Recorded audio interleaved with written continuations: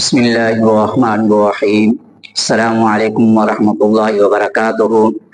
ناظرین کرام، social media پر ایک ویڈیو گردش کر رہی ہے جس میں دکھایا جا رہا ہے کہ مسجد کو تالا لگایا جا رہا ہے، اور اس کی وجہ یہ بتلائی جا رہی ہے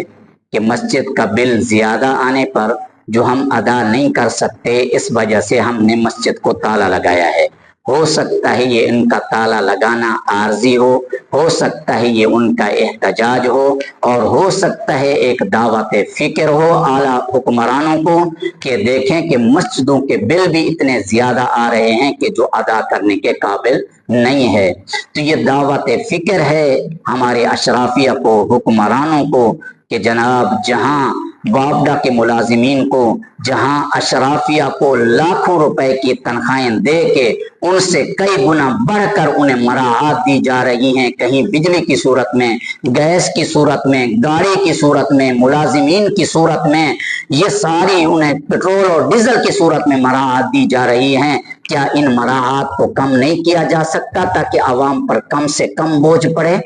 بالفرض مان لیا جائے انہیں مراعات کم نہیں کی جا سکتی تو کم از کم ان مراعات کو اس حد تک تو رکھا جائے جس حد تک انہیں یہ مراعات دی گئی ہیں۔ مثلا انہیں مراعات یہ گاڑی دی گئی کہ جناب آپ کے دفتر میں آنے جانے کے لیے گاڑی ہے۔ آپ آئے دن سوشل میڈیا پر دیکھتے ہیں جناب عمران ارشد صاحب ایک ایماندار صحافی ہیں، ان کی ویڈیو اکثر آپ دیکھتے ہوں گے کہ جناب یہ گاڑی تو افسر کو دی گئی تھی دفتر میں آنے جانے کے لیے، لیکن وہی گاڑی اس کی بیگم استعمال کر رہی ہے کہیں شاپنگ مال کے اندر، کہیں بچوں کو پیک اپ کرنے کے لیے، کہیں کسی پارٹی کے اندر شامل ہونے کے لیے، رات کو بھی دفتر و اوقات سے ہٹ کر بھی وہ گاڑی استعمال ہو رہی ہے۔ کیا ہم اس پر توجہ نہیں دے سکتے؟ مراعات کم نہیں کر سکتے، لیکن ان چیزوں پر تو کنٹرول کر سکتے ہیں کہ جناب جس مقصد کے لیے گاڑی دی گئی تھی اس مقصد کی حد تک اسے استعمال کریں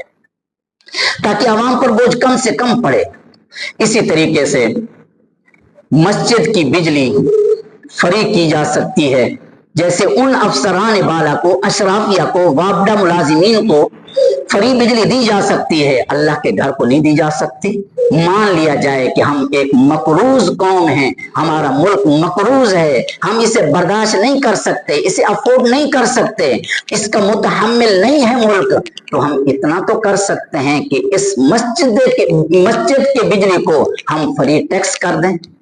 بدقسمتی یہ ہے کہ ہم بجلی فری دینے کے، ٹیکس فری کرنے کے، ہم تو الٹا مسجد کے بلوں سے ٹی وی کے ٹیکس بھی کاٹ رہے ہیں، ٹی وی کے بل بھی کاٹ رہے ہیں۔ تیسری چیز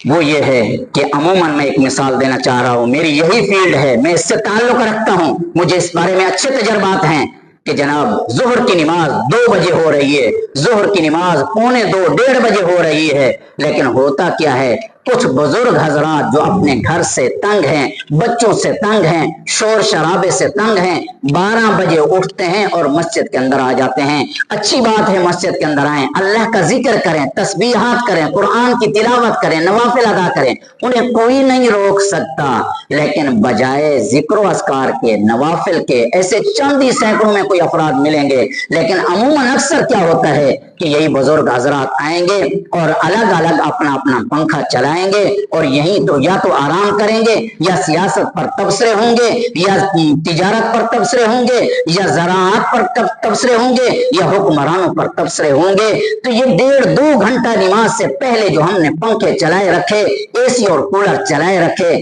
کیا ہم اس پر تو کنٹرول کر سکتے ہیں؟ یہ اللہ کا گھر کو ہم یقیناً ہم کچھ دے نہیں سکتے، تو اس پر اضافی بوجھ تو نہ بنے۔